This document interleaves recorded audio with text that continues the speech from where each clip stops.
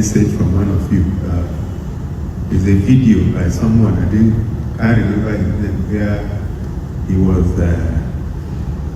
talking about my visit to Sokoto to see Nnamdi Kanu and berating me and saying all sorts of things. In the first place, that is the beauty of democracy. So people should hold their opinion, and we respect people's opinion. And that you hold a different opinion doesn't mean you are right. One of the things he talked about was about my ambition after being governor. And I had said it before, I think sometime in October, when we were receiving the representative of the president. And I want to say it again, that by the time I'm done with governorship, I will retire. So I don't have presidential ambition, nor vice presidential ambition. I don't. I also don't have senatorial ambition.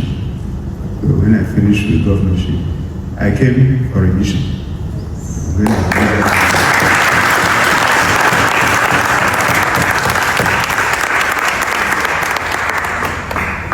deliver that mission, I'll give way to younger people. So it was talking of Igbo presidency. I don't even understand what that means. I think if his thesis is based on that assumption, the assumption has collapsed because he won't see me on the ballot. But my children can come, your children can come. So it's also important that we know when to quit.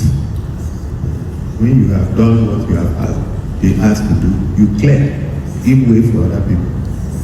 We've seen people here, after being governor, you want to be local government chairman. That's not what we are. We are not cut out for those kind of things. The second point is about Nnamdi. And going to see is the right thing to do because he comes from my state. In fact, he comes from this local government. Yes, and there are always ways to solve a problem. I don't believe that the way to solve a problem is to ignore it. And I had written extensively, even about Nnamdi Kanu and Operation Python Dam, I think in 2017 or 2018, and I condemned it. And I still condemn it. Some of the recordings that the gentleman put in his video, I cannot vouch for the veracity of that recording, where he said Nnamdi Kanu called for mutiny, or I don't know. But then, I do know that two wrongs do not make a right.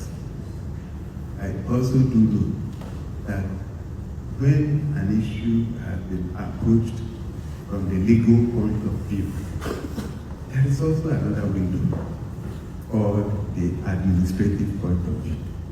And that's where I'm coming from. I'm not even competent to disagree with the judiciary. I'm not a lawyer. And if the judiciary says the man has been condemned to life imprisonment, that is the judiciary. Even that is not the end, because that's the court of first instance. There is still an opportunity to appeal, and then an opportunity to even go to the Supreme Court. Okay? But what we are trying to do is to intervene. That does not mean, I'm not a supporter of the disintegration of Nigeria. The first time I met Nnamdi Kanu in 2018, I told him that the Biafra he is fighting for is different from Ojukwu's Biafra. Those of you who are old enough will remember Okokonde. Okokonde was not from the southeast, he was from the present Akwa Ibom. Joa Chuse was from the present elder state that they live. And all those states today will not be part of Biafra even if you achieve Biafra. So you just have 5 southeastern states. And all of us here are itinerant people. Most of my personal investments are outside Abia. And I know it's the same for a lot of people. So if you are telling us that we need a visa to go to Lagos, I will tell you no. But those are different issues. And I believe that we can always sit down, discuss, negotiate. We must not all agree. But if you come with superior arguments, somebody who didn't agree with you may begin to agree with you. I've always held the view that it's better to sit down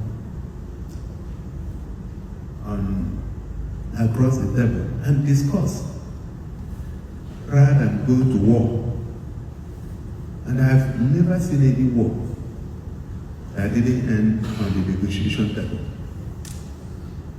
So my question is, why do you need to go to war if you know you end at the negotiation table?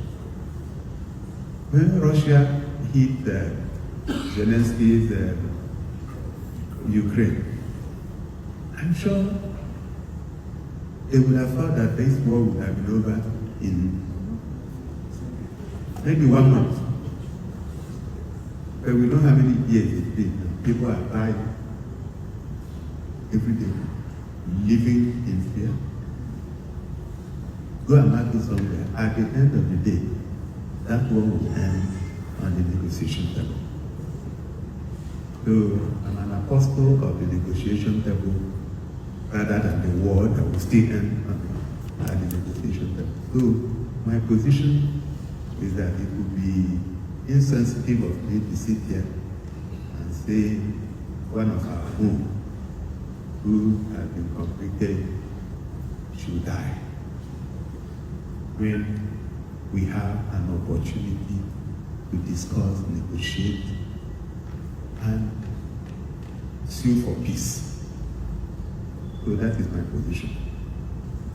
So the gentleman that shared the video, he said, you also say that you don't believe that it's good that I hear what people are saying. And I heard. But I think he was coming from the wrong premise. And we will continue to do whatever is possible to ensure that we have peace in the state. If you go to some other parts of the country, you can't come out by this kind of time. And it's not right. And I also do know, just like I told the people I'm negotiating, that a lot of people take advantage of this situation to now visit violence on our people. They take advantage of it. So, and I believe that if we have peace here, anybody that we meet the person with violence, we meet him in the gutter. But then we need to do what we need to do as a responsible government.